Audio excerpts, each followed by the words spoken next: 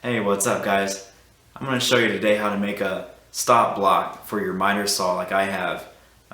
Just a quick throw together tool made out of scrap wood, so works really good. Check it out.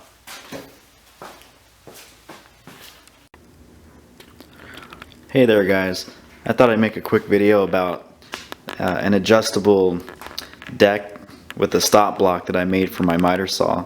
So I'm not a real professional woodworker, I'm brand new to it, and I bought this miter saw, and it was the first main power tool that I bought, and I've done a few projects with it, and I've come to realize that doing a lot of repetitive cuts is pretty hard to do if you don't have a system in place to create a jig, a stop block. So there's a lot of videos on YouTube of guys that encourage you to make a miter saw station where you have a table and you sink the miter saw flush with the table.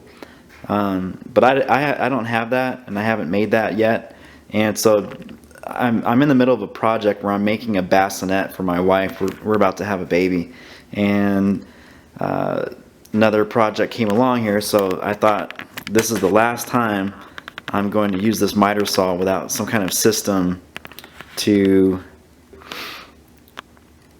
make repeatable cuts. So I'm going to just jump right in here. What I did was I just took an adjustable square and measured from the top deck of the miter saw to the top of my workbench. And I have my miter saw screwed to a piece of plywood, and then that plywood is clamped to my bench. So it's fairly permanently mounted. And then what I did was I took some 2x4 and I have a Kreg jig to make pocket holes, and so I put 2 pocket holes on this side of that piece of wood to screw it into the top of my workbench. And then on the opposite side of that little 2x4, I have 2 pocket holes going up, and glued and screwed that piece permanently to that piece of MDF. And so I did one in that position there, and then I've also done one over here at the end. I could have done all 4, but the reason I did them diagonal and cattywampus, I wanted to make sure there was enough open area to get a clamp like that one there in. So here's how you use it, and to me, it took 5 or 10 minutes to build this little thing, just taking the precise measurements and actually cutting those 2x4s on the miter saw. The MDF was just a piece that I had of scrap left over, so I didn't even have to cut that. But here's how you would use it. If you look here at this long board, if your cut like I'm doing is going to be 22 inches long, then one time you take the time it takes to set up your line and cut it accurately. But before you actually make the cut, you just simply bring a block of wood like this one here and butt it up against the stock and clamp it. And then what I did was just marked it beforehand or afterwards, and I marked it so I can save it for the future. So that's 22 1/4, and then basically you just slide your piece of stock over to the block and make your cut. And the point is, you can do it over and over again, and all your cuts are going to be exactly the same length, and that takes into account the kerf width of the saw blade, the waste from the cut, and it's just a simple way. And out of all the projects that I made before with this miter saw, and I made them without any kind of stop block in place, I really love it. I love this thing, and so I definitely wish and would encourage other people that are new to woodworking, if you bought a miter saw, just make this your first project.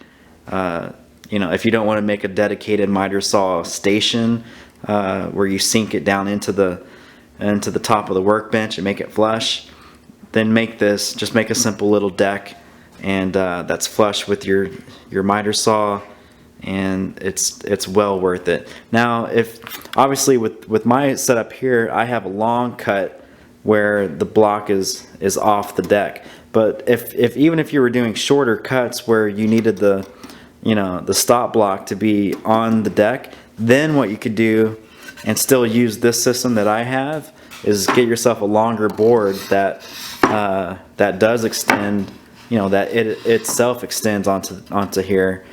And with this thing, obviously remove this piece of stock. This would sit flush, and then I could still use my clamp to clamp this piece down to this permanent base. So, and I call that semi-permanent because this is glued here, but these two screws into my top of my workbench, I did not glue. So I can remove them, and this whole workbench, you know, can pretty quickly become leveled and flat again, you know, with nothing on it. So, you know, for the guys that are experienced and have done a lot of woodworking, this is child's play.